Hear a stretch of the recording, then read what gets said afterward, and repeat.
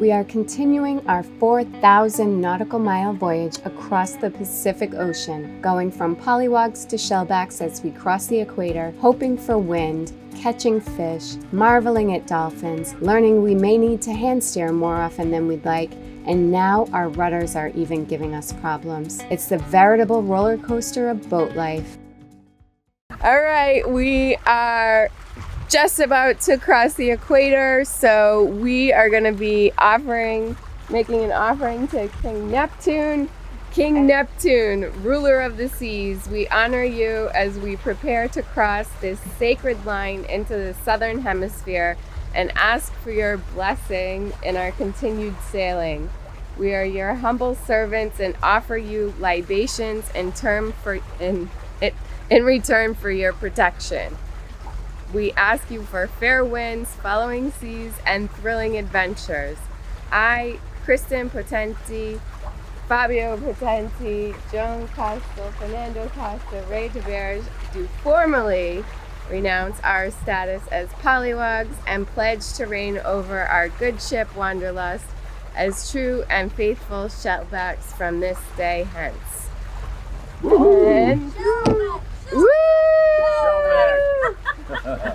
To King Neptune. You guys did the whole bottle, or just a couple? I'm not doing the whole bottle. Can you film me? Just a little couple. There we go. Listen, with our luck, he needs a lot.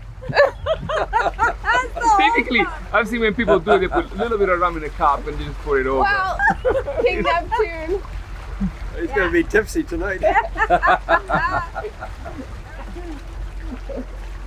Okay. Oh, okay. So, we only got one tap. Yeah, it's only one tap per bottle. No, I thought it was a little tougher going to be, so. I was just planning to just do, okay, ready? Oh! You're getting tipsy already. I know.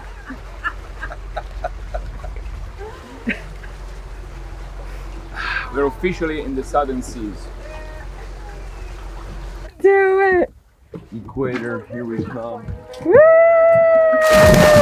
Oh my goodness. There are many different equator ceremonies. We opted to keep it a bit simple, but we did want to swim in the ocean at the equator. It is salty.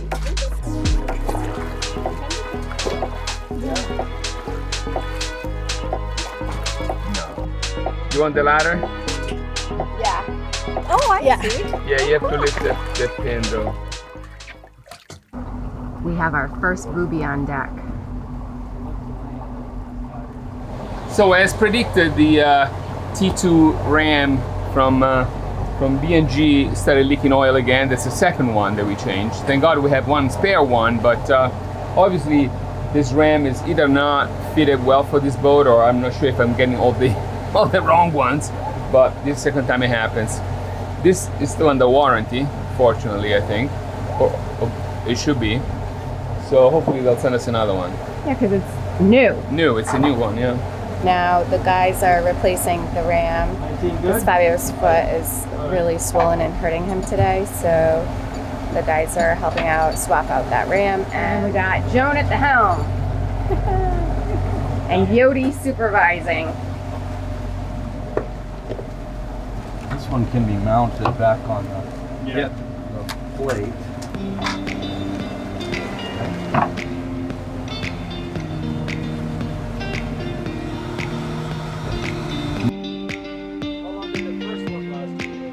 You guys are done already?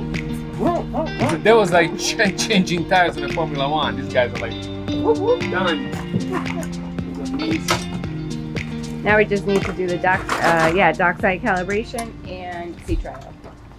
Yeah. It's pretty crazy that this happened now, that the ram failed now, because the sea conditions are like a lake. I mean, it's been like a lake. And, so we really probably think that maybe this unit is undersized for our boat. If you guys recall, we had wanted to do the T3 instead of the T2 when we replaced the unit the first time around, but we would have had to redesign the whole thing, and we just, because this unit says that it's rated for a vessel of our size, we decided to go with the T2 so we didn't have to redesign everything.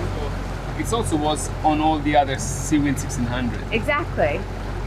We even gave Neptune a whole bunch of rum last night. Yeah, too much.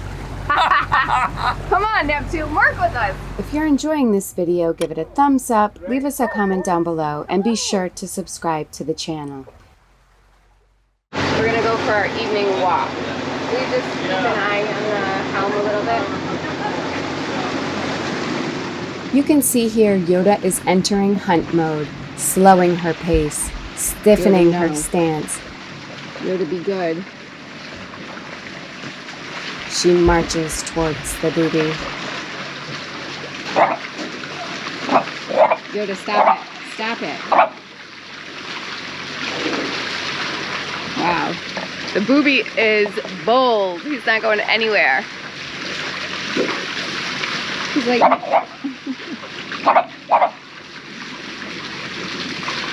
And the booby pooed all up here.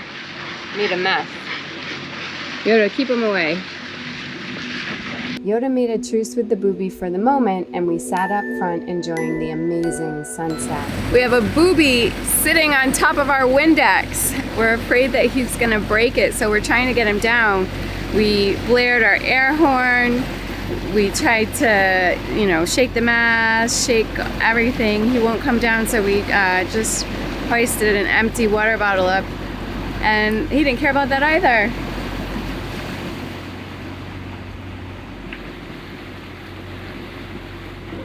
Good morning, everyone. Today is Tuesday. I think it's March 28th. This will be our 7th day, not full day at sea, but last night we got some rain. It was raining pretty hard, and now it's quite a cloudy day.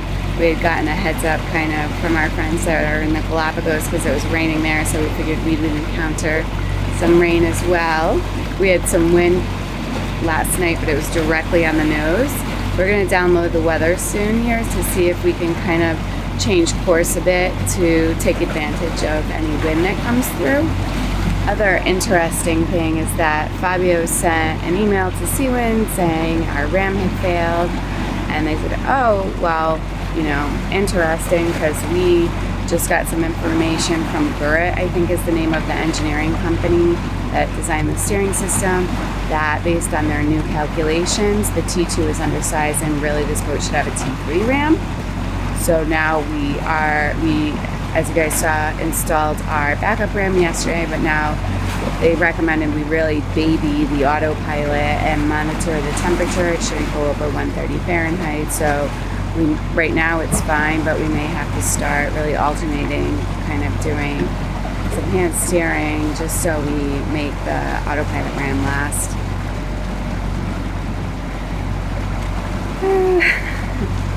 Just another day at sea. The wind did fill in a bit, so we hoisted the main and unfurled the screecher. Okay. Stay up. Relax, relax. It's coming out. At this point, it's coming out. Yeah, exactly. Yeah.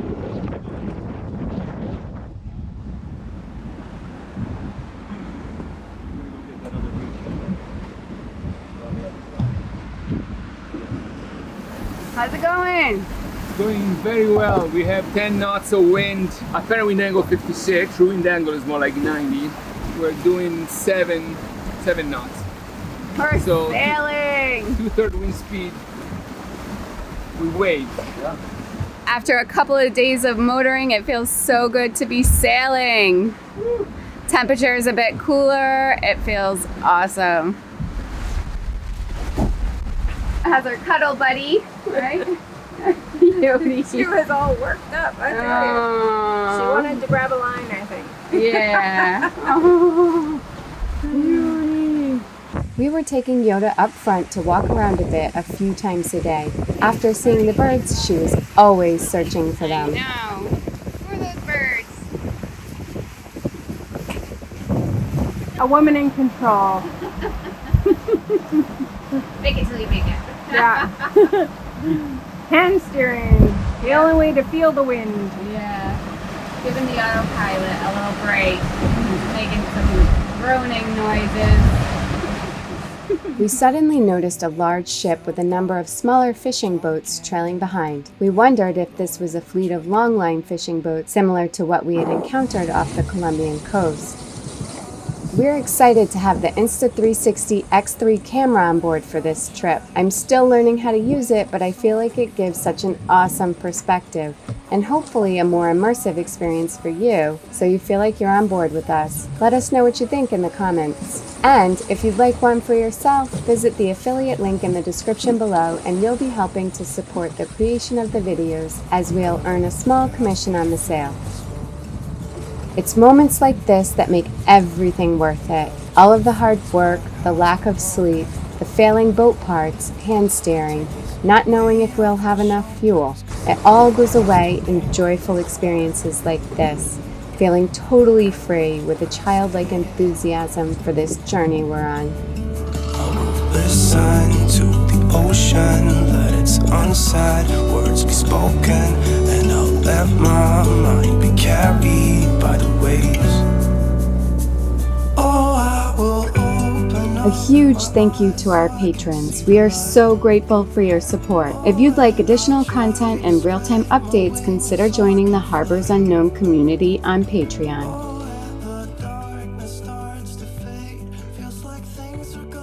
We marveled at the dolphins dancing in the distance, catapulting out of the water like rockets. I ran to check the lines, and sure enough, we had a fish on. Woo! Where'd we get? Oh, there's the first sight.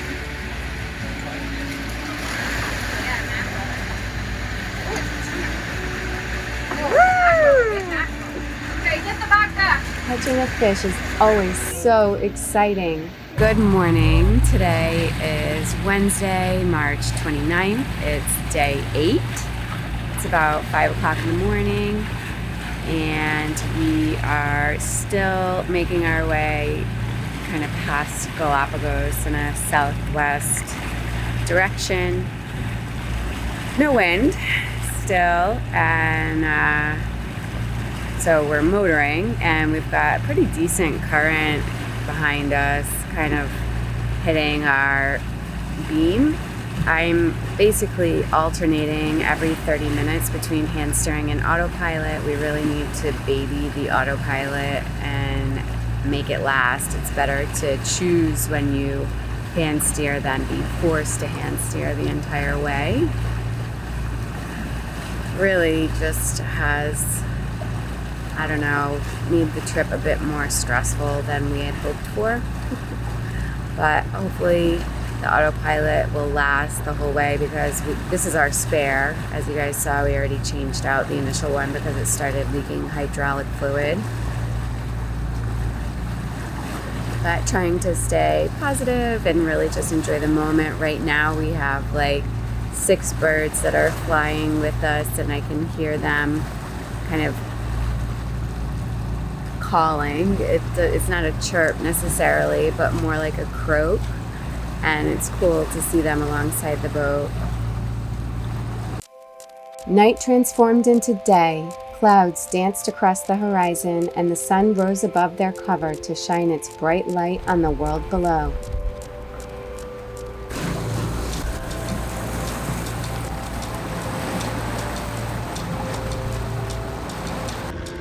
A little bit later, the wind filled in, so we furled the jib, hoisted the main, and unfurled the jib once again.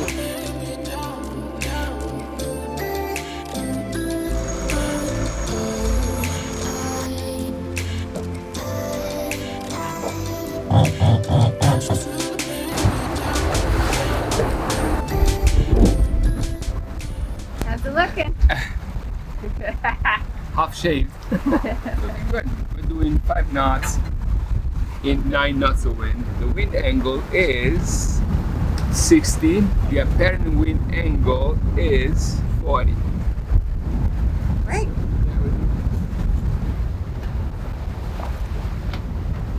We're calling Yoda Queen Sheba this morning because this is her bed here, But she has decided she wants to be amidst the other blankets and pillows over here. Huh, Yodi? Oh, don't look away.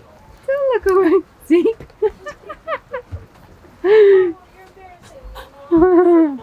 Queen Sheba. Oh, I think it's because her bed is hot. It's like this thick plush material. What are you guys doing? Oh, we're doing a little work for Elon Musk. Ha! Fixing a little thing here. Yeah, they did a great job in Linton Bay, huh? This is fine tuning.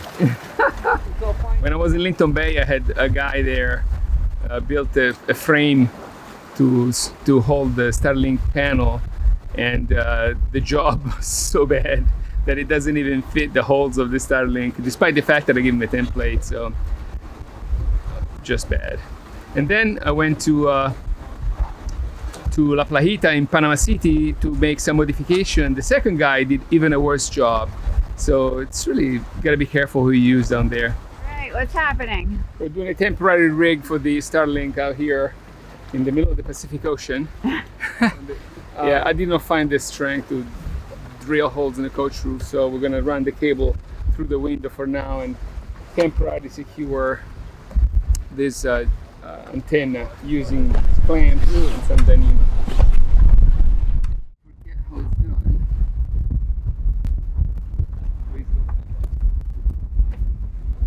Nice lazy bend in it. Not duct tape, but this is our other. We want to put these guys down. All right, so we have the Starlink dish, the satellite dish installed up top, and I'll show you where we're running the wire temporarily for now. In through this window here, along the ceiling, under this panel, here. There we go. And I just measured the speed with speed test, and the download speed is 216, upload is 11.6. So we are in business. We are basically kind of in parallel just to the south of the Galapagos, about 75 miles from Galapagos. So that is incredible. Having internet out on the open sea and in remote places is an absolute game changer. The ability to quickly download weather, email our router, other boats, friends and family is awesome, not to mention uploading videos and doing other remote work. Show us where we are. What makes the sun go to sleep every night, and what's it dreaming of? I wonder. Having Yoda on passage with us was great, and she seemed to adapt really well. As long as we paid attention to and played with her, she was happy, and so was I. I absolutely love having a dog. Their playful nature and unconditional love is priceless. Always keep on pouring down when it's gray outside. It really makes me wonder.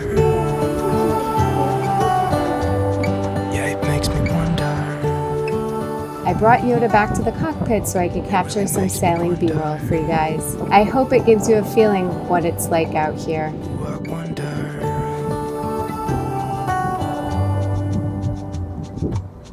How come the trees gets undressed when it's cold? And don't they miss the leaves they left behind? Could it be to make the ground shine like gold until winter comes? Until winter comes, until winter comes. Sailing lifestyle is truly a roller coaster of emotions. Frustration and a bit of fear when parts start breaking. Then exhilaration when the sails are full and we're chugging along, harnessing the power of the wind and spotting dolphins in the distance. I suppose it's a lesson in managing your emotions and reactions.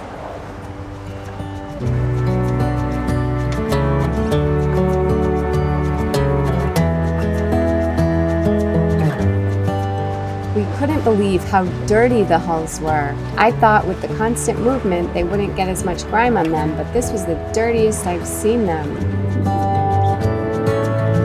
How come the stars come to shine when it's dark from so far away and show us where we are. It really makes me wonder. Hello, everybody. It is about 11 p.m. and all I have to say about tonight is, wow, it is gorgeous. We're sailing. I've been sailing the whole time, which is fabulous. Just the sound of the water is amazing, so soothing. And the moon is out. Early on, there were a lot of clouds covering the moon and all the stars, but they cleared up a bit. And yeah, the moon's out, the stars are out, the reflection on the water is just stunning. I've tried to capture some of it with the camera. Can't wait to see if it came out tomorrow. But yeah, just light winds, about 10 knots. We're going only about 4 knots, but we really, really need to conserve fuel at this point. We have, I think, 55 gallons on port, maybe 45 on starboard, and then another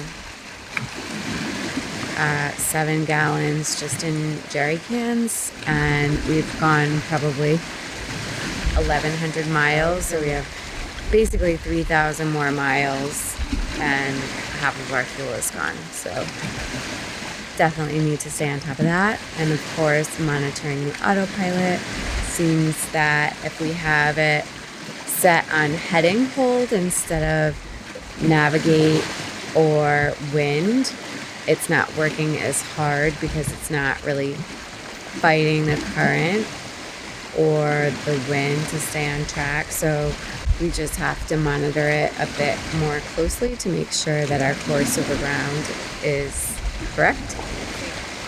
Anyways, I'm gonna enjoy the rest of my watch. Have a good night. So we woke up this morning and checked the pin on the rudder, and it has come up probably about, 3 inches. And so it looks like we lost the cotter pin. Hey, buddy. Good.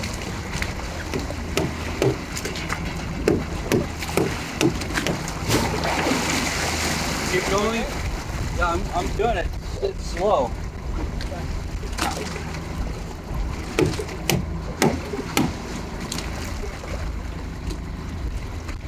Fabio tried filming for you guys, but it was impossible to get decent footage while doing this work. The cotter pin got dragged all the way inside. Oh, shit. So, I'm gonna try to take it out. It's kind of This is a vivid reminder that every screw comes undone. In our narrow view of a timeline, we believe that once it's set, it will stay. But I guarantee you that's not the I case. have that stainless steel spatula with a bunch of barnacles I'm getting hold Okay. of.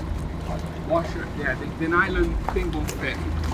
The washer will certainly help. Constant degradation of matter is not very obvious on land, with new cars and oil changes at the dealership, a life in a bubble of controlled temperature and humidity. But out here, in the middle of the ocean, it's strikingly obvious. Every screw comes undone. Every line loosens up and stretches. If you cannot embrace the unstoppable force of nature trying to separate atoms from each other, this life is not for you. Fabio was simply not able to get a cotter pin back in place in these conditions, so we decided to use Dyneema to tie the pinion down. If it's not quite clear what's going on, Fabio is going to explain it so you can understand a bit better. One of the great features of the Seawind 1600 is the hanging rudder, which is retractable. The rudder is 5.3 feet and is a great blade and holds the boat steady, and it's really nice for quick turning. And it's retractable, so you can really go and beach the boat if you want. It's held by 2 brackets, in my case, which will be soon replaced by a single piece. And there is a cassette, which is made of carbon. And inside the cassette, you have the rudder, and the rudder is held in place by a pin that goes through the cassette and the rudder. There is a long pinion that goes through these brackets, also called gudgeons. And these pinions hold the cassette in place, attached to the brackets, which are then secured to the boat. At the end of this pinion, there is a cutter pin, and this is what I'm trying to remove because that moved up a little bit and got stuck. So the cutter pin was all corroded. I could take it out eventually, but I could not put it back in because the boat was moving too much. So we decided to wrap a piece of Dyneema between this. There's an eyelet here around the space inside the bracket and secure it down. With the starboard pinion secured, Fabio swam over to port to ensure that rudder was in good condition. The current is incredible. Yes. You can see I can drop 2 knots. The current is 2 knots.